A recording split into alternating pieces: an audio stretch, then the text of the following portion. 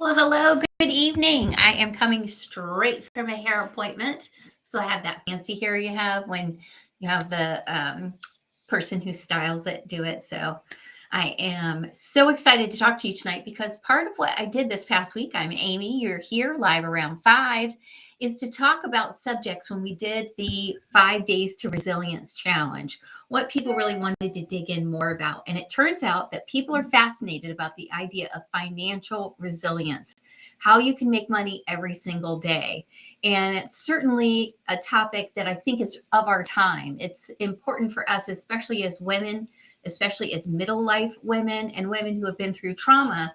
It's really important that we own our own financial destiny, our future, and our power. And the first way we can do that is to have a home business. Even if you work 9 to 5, I always suggest that you have multiple streams of income. If you've been here a while, you know that's exactly what we do. I worked with a mentor who I can share her information if you're interested. Amazing person. I still work with her today. And she helped us launch 2 6-figure businesses. Of course, times change. It's not like those stayed exactly perfect. One was in real estate, as a matter of fact. And so we're building a third business to kind of build back what was lost when the real estate market got tired. But it wasn't such a disaster because we had multiple streams of income. So to start a home-based business, you don't need a ton of money and you don't need a ton of time. There are lots of options. You can, if there's something that you make, that could be amazing. You could be a bookkeeper for someone. You could be an artist. Maybe you are a graphic artist and people need logos and things like that. There's a ton of stuff you can do from home that isn't going to be a full-time job that's still going to give you additional income. You can join the Resilient and Successful Family group where I share my experience in starting our businesses and share some of the things that really helped. What not to buy, for example, you're going to feel immediately this urge to kind of create and get all the tools and subscriptions and things that you need, but there are really only a very few that you need, and you can add things on as you grow. You should never spend money, in my opinion, until you've got it to spend. So don't spend money you don't have to start that home-based business. The second thing is freelance work. There are these amazing groups like Fiverr or Upwork where you can go on and people will ask for help and they'll bid out a job. And maybe it'll be something like a web designer. Maybe it'll be something like a blog writer, a copywriter. And if those are things that you do, you can bid on those jobs.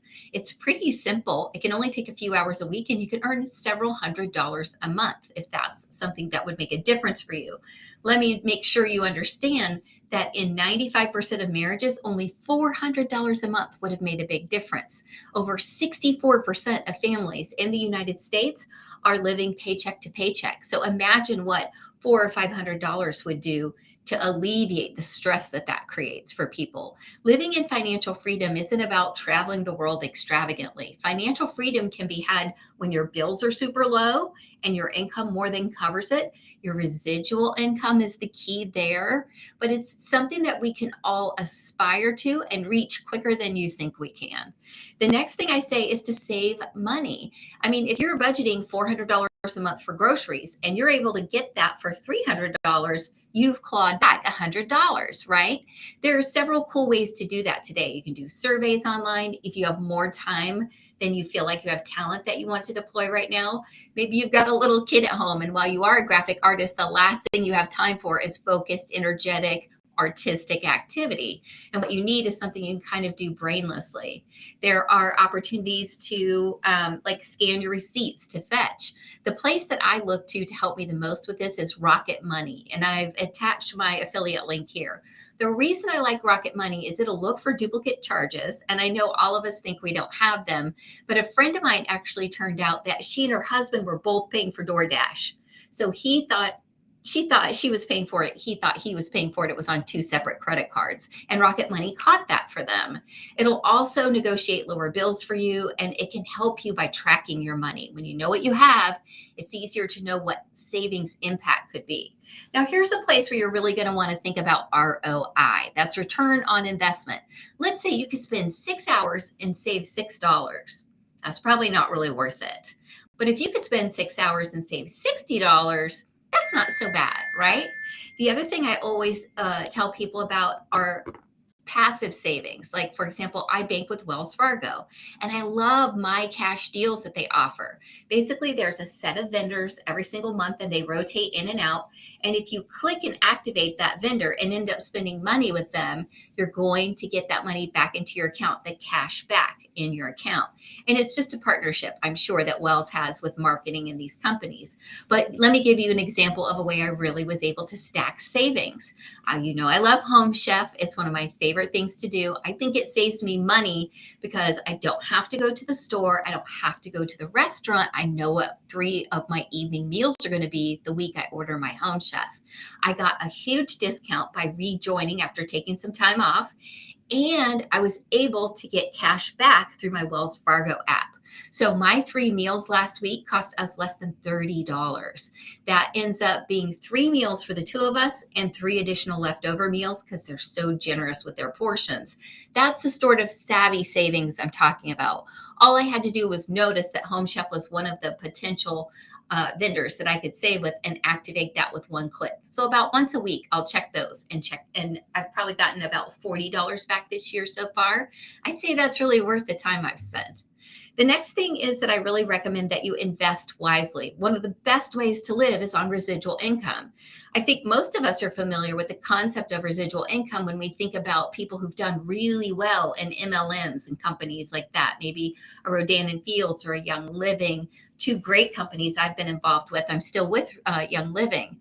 And you see people who get up to these ranks where they're always got money coming in and it covers all of their expenses. Well, you can also do that with investments in a variety of other ways.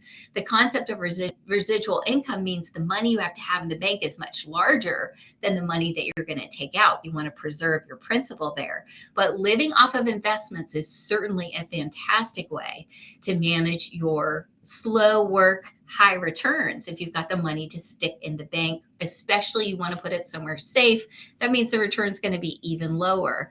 But what I love about this concept is I would expect you to blend all of these, right? I'm not saying here you should do A, B, C, or D. I'm saying a blend of all 4, right? Starting a home business, getting some freelance work, saving money, and then investing money and living off of that can really make a difference to being financially free.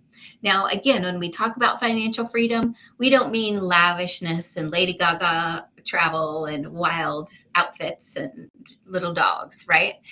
Private planes. We're talking about the freedom to live your life when and where and how you want to. So if you don't want to be cold, you're going to go south for the winter. If you're really looking to ski, off you go to Killington and experience that. And you're probably going to have an arc where you're still working through a good bit of that. We actually have all 4 of these income streams, and they mean a lot to us. I track them separately so that I know what our ROI is, and I make sure I adjust as we go. So, for example, we added that extra business this year because real estate slowed down. So having multiple income streams can really be the key to financial freedom. I recommend you try 1 or 2 of these this year. It's a great goal to put on your docket for 2023. And I'm so grateful that you're here chatting with me. I hope I'll be able to see you back here again tomorrow live around 5. And I love you guys so much. Mwah. Let's all get financially free. It's going to be awesome.